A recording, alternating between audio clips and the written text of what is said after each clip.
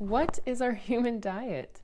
How did we get ourselves in this mess where we don't even know what it is? And what does it look like when we actually do follow it? Because that's the most important part. That's kind of the cherry on top of this sundae, is it looks drastically different than what we're used to. Hi, welcome back. My name is Catherine Vitug, and I'm going to be answering these questions today. So with this video, I really want you to get objective. I want you to open your mind, and because we can be kind of self-centered as humans, and we forget that we're actually we're just animals, right? I mean, we're amazing, don't get me wrong, but we have a place in nature just like every other animal. So what is the human diet? It's pretty simple. It's a whole foods, raw food diet that is high carbohydrate and low fat.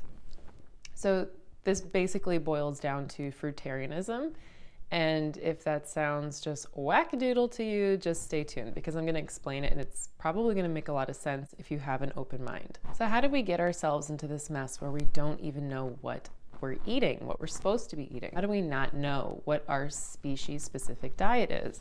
When you think of all that we've accomplished as humans, this just doesn't really make sense.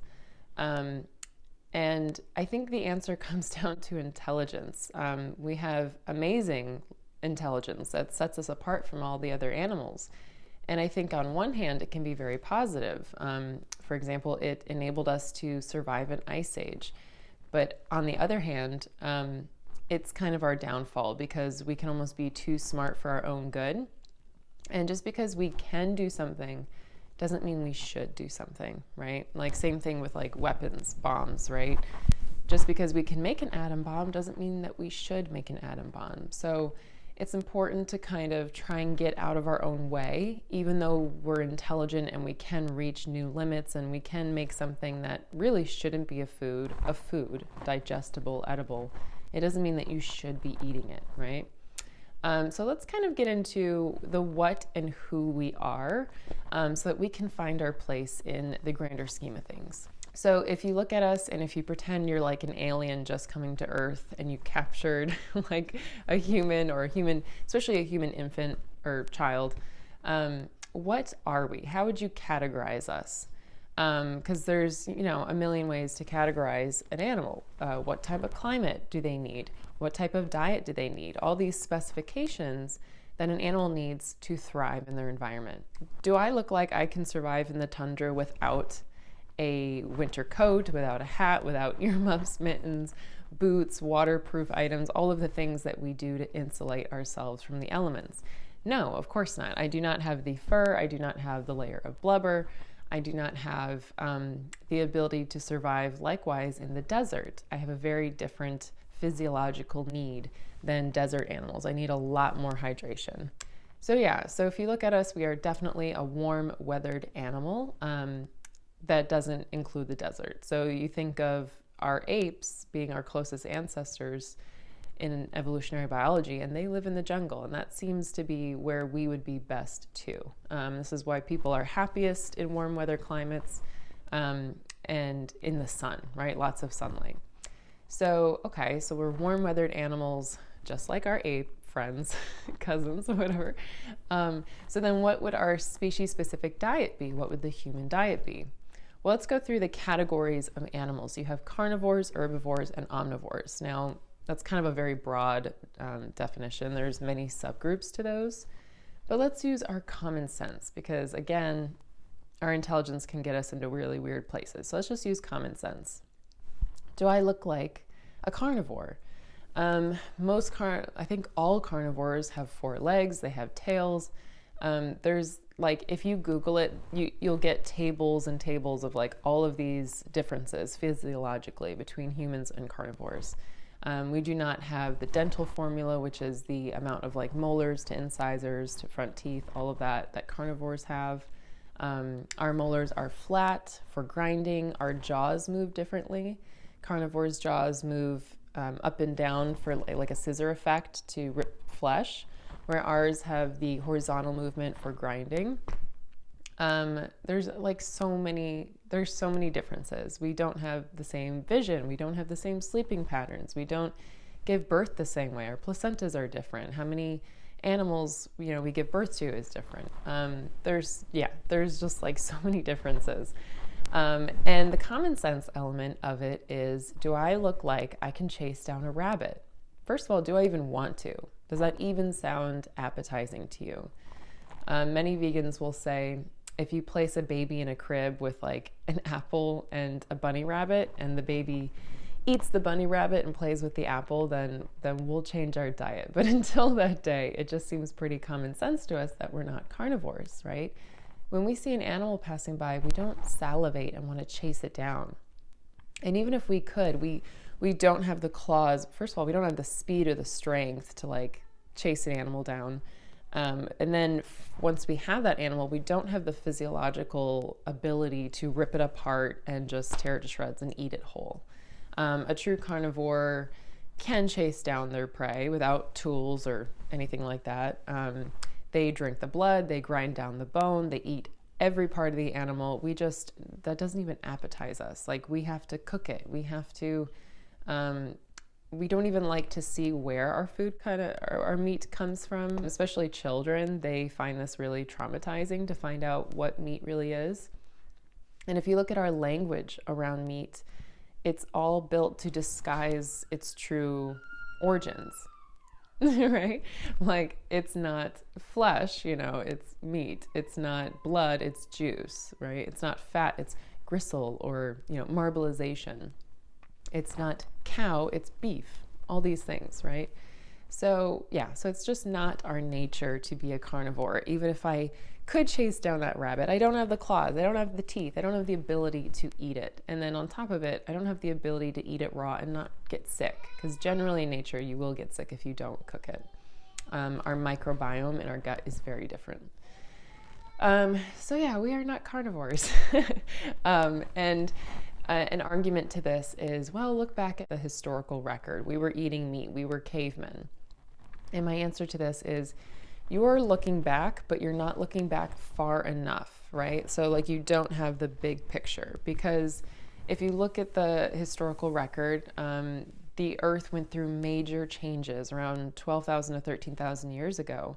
And I think it forced humans to have to adapt, and that's where our intelligence maybe saved us. If there's an ice age and all of a sudden you can't pick fruit, right, you're gonna have to adapt to survive. So I think that's where we became nomadic. We became like grazers and omnivores in a sense, because we had to. But really, in this discussion, we're looking at what were we designed for, like our body. What was our body designed for? Not necessarily what we've done, but what we do best on, what we do best doing.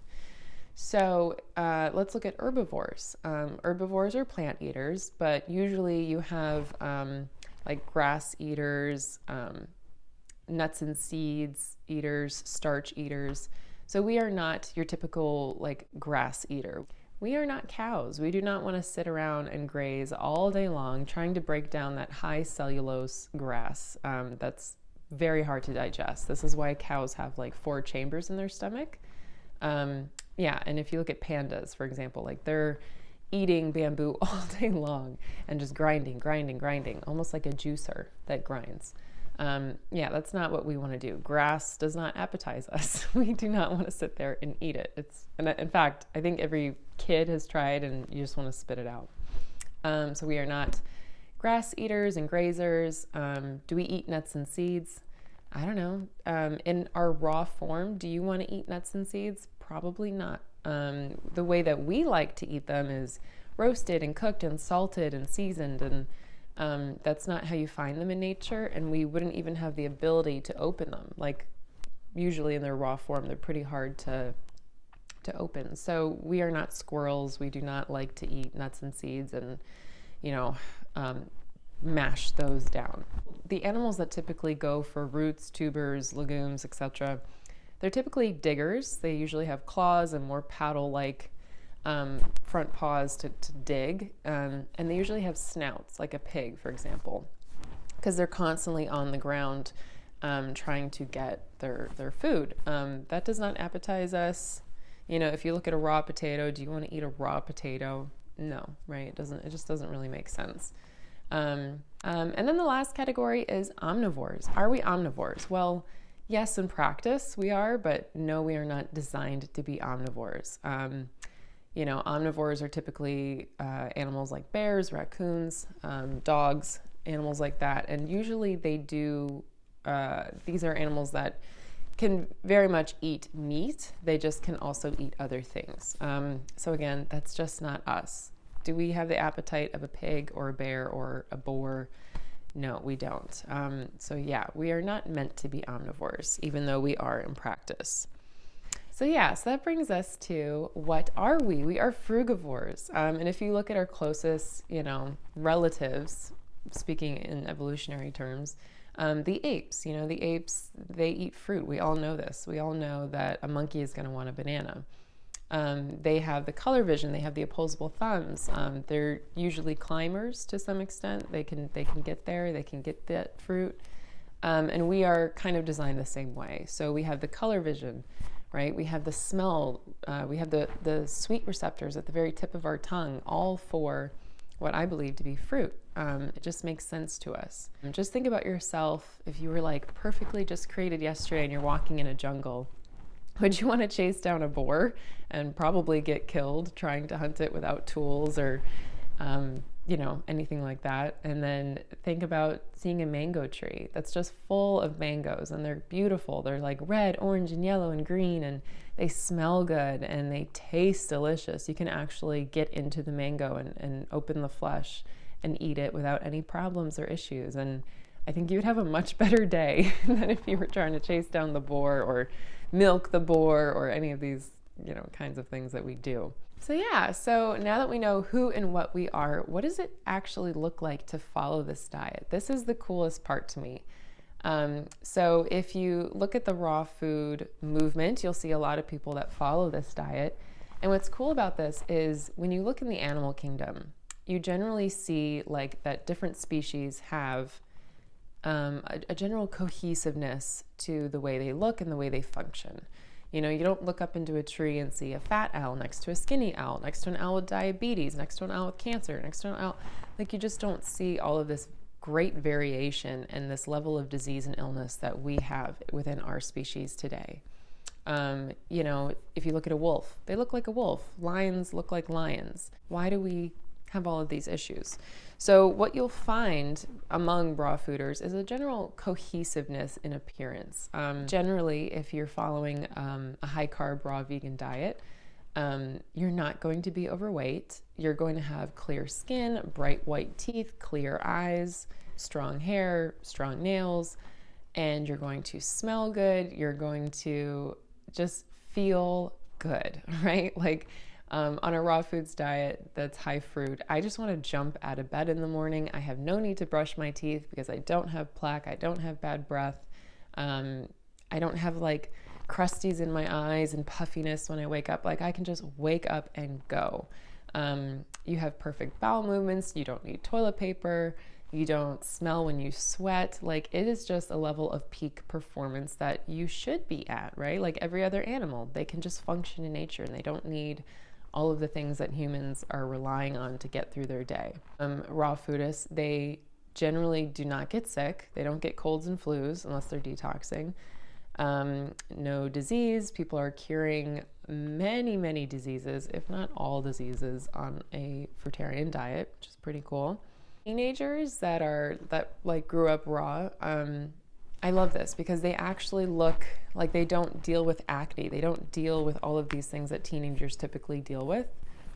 Because it's my theory that you should be at your highest level of attractiveness when you're a teenager, because biologically speaking, like, that's when you're supposed to have kids. That's when you're able to reproduce. So raw food teenagers, they just look gorgeous. They don't have the issues that that we all grew up with having. If you look at before and afters of raw foodists, you'll find that almost like, it's weird. It's like everyone is attractive on a fruitarian diet. Everyone's attractive. Like, there's still a difference in features. There are big faces, small faces, big noses, small noses, of course. But it's like attractiveness comes down most of the time to health. Men like wide hips because it's you know, they're going to see that as you're going to give me a healthy baby, right? We like nice strong nails and long strong hair because it denotes health. We like clear vibrant skin because that denotes health. You're not full of acidity and toxins that are trying to come out. So what's cool about a raw food diet is it's like almost like it levels the playing field with attractiveness.